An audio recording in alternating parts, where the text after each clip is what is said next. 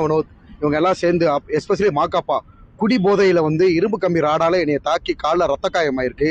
இங்கே பக்கத்தில் இவிபி பக்கத்தில் நஸ்ரத் போலீஸ் ஸ்டேஷன் காவல் நிலையத்தில் வந்து கம்ப்ளைண்ட் பண்ணி சிஎஸ்ஆர் காப்பி ரெடி பண்ணிக்கிட்டு இருக்காங்கப்பா. குறுகிய காலத்தில் ஒரு ஆள் வளர்ந்துட்டு வந்துட்டாலே எல்லாருக்கும் போட்டி பொறாமை ஆயிடுது. போட்டி இருக்கலாம், தப்பு கிடையாது. பொறாமையினால பிசிக்கல் வயலன்ஸ் ஆக்சுவலாக வளர்ந்து வந்துட்டானேன்ற ஒரு பொறாமை புகழுக்குலாம் அவ்வளோ வைத்திருச்சல் சொல்லுவோம். அதனால தான் இன்றளவும் புகழும் சரி மாக்காப்பாவும் சரி வளராமையே இருக்காங்க. மாக்காப்பா வந்து பொதுவாகவே ஷூட்டிங்கில் தண்ணி அடிச்சுட்டு என்ன பண்ணுறோம்னே தெரியாமல் ஃபுல் தண்ணிப்பா. காணா உணத்து உங்களுக்கே தெரியும்ப்பா. கொஞ்சம் கூட காவல் ஆய்வாளர் நஸ்ரத்பேட்டையில் ஒரு காமெடி ஷோனா அதை யாரையும் துன்படுத்தி அவங்கள பண்ணவே கூடாது.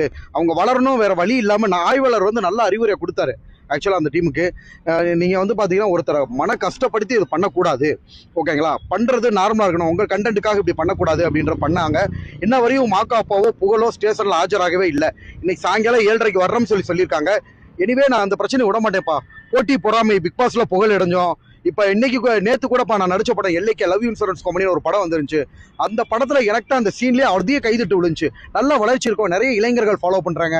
அந்த வளர்ச்சியோட போட்டி பொறாமை ஆக்சுவலாக கானா வினோத் என்ற நபர் என்னை பர்சனலாக நம்மளை பற்றி பேசுகிறப்போ பண்ணிக்கலாமா, நம்மளை பற்றியும் குடும்பத்தை பற்றியும் நம்மளோட சர்க்கத்தை பற்றியும் ரொம்ப அசிங்கமாக பேசுகிறாரு.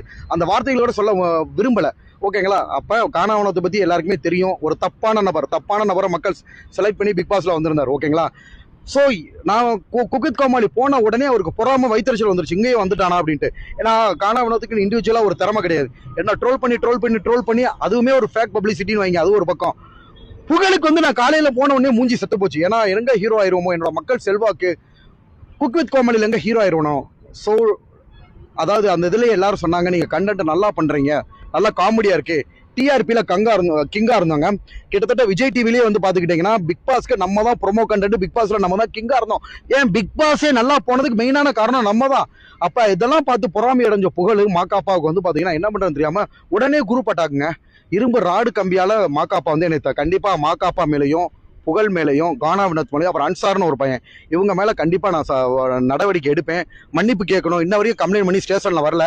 அவங்க எங்கெங்கயோ ஃபோன் பண்ணி இன்ஃப்ளூயன்ஸ் பண்ணி தப்பிச்சலாம் நினைக்கிறாங்க. எனக்கு இருக்கிற ஒரே இன்ஃப்ளூயன்ஸ் பொதுமக்கள் மத்தியில் அந்த பிரச்சனையை கொண்டு போவேன். எனக்கு ஏற்பட்ட ரத்த காயத்துக்கும், அதாவது மதுரைக்காரன் பேசிக்கா ஒரு தைரியமானவன், ஒரு படிச்ச டாக்டர், எனக்கே இந்த நிலைமைனா நிறைய பேர் முன்னேறி வர்றவங்கள குக் வித் கோமாளிக்குள்ள விடாமலே புகழ் கெடுக்கிறாரு. ஈவன் குரேசியை வர விடாம பண்ணதே புகழ் தான் அப்படின்னு சொல்றாங்க. குக் வித் கோமாளியில வர விடாம தடுக்கிறதும், போட்டி பொறாம பண்றதும், நல்லா பண்ணிக்கிட்டு இருந்தாலும் ஒதுக்குறதும், இது வந்து பாத்தீங்கன்னா இன்ன வரையும் அதனால தாங்க மாக்காப்பா வளர்ச்சி அடையாமலே இருக்கேன். இன்னைக்கு மாக்காப்பாவா திவாகரன் பார்த்தா திவாகருக்கு தான் மக்கள் செல்வாக்கு. நீதி நேர்மை சத்தியம் தான் ஜெயிக்கும். சத்தியமா வந்து பாத்தீங்கன்னா மாக்காப்பாவோட முகத்துல கிழிக்கப்படும். குடி போதங்க ஒரு மனுஷன். திருப்பி சொல்ல வரேன்,